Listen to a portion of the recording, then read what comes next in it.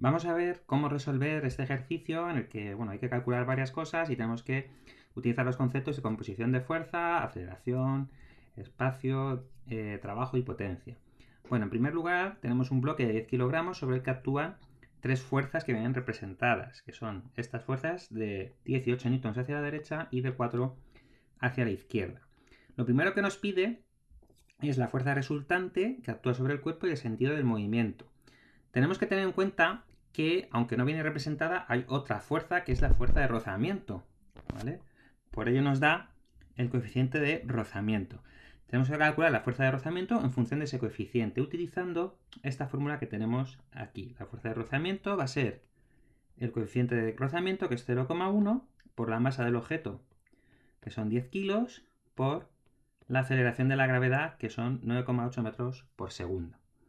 Bueno, si multiplicamos todo esto, en este caso nos va a dar una fuerza de rozamiento de 9,8 newtons.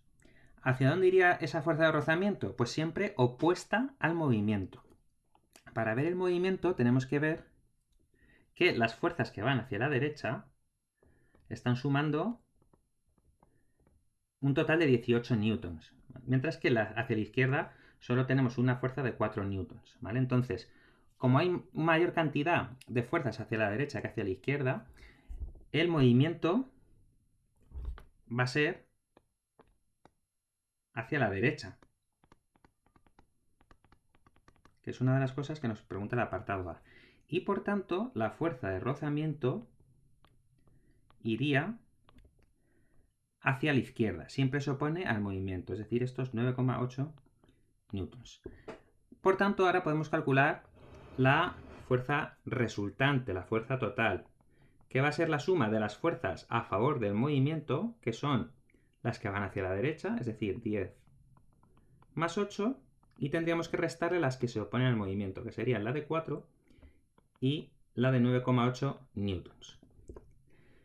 Bueno, eso en total nos va a dar una fuerza de 4,2 newtons. Esta sería la fuerza total, la fuerza resultante, por así decirlo.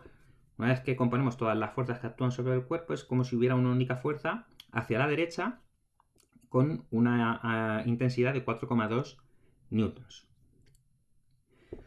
Bueno, el segundo apartado nos pide la aceleración y para ello tenemos que utilizar la fórmula de fuerza es igual a masa por aceleración. De aquí despejamos la aceleración y es igual a la fuerza.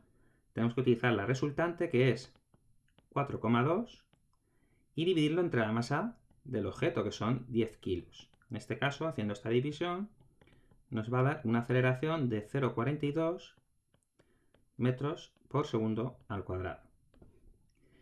En tercer lugar, nos pide el espacio que recorre en 10 segundos. Como el cuerpo está inicialmente en reposo y se ejerce sobre una fuerza y lo pone en movimiento, estamos hablando de un movimiento, en principio rectilíneo, uniformemente acelerado.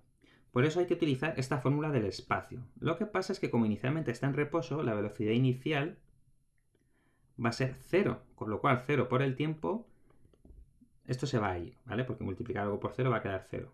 Por tanto, el espacio va a ser un medio, o 0,5, por la aceleración, que es 0,42, por el tiempo, que son estos 10 segundos que nos dice el enunciado, al cuadrado. Es decir, 0,5 por 0,42 multiplicado por 100.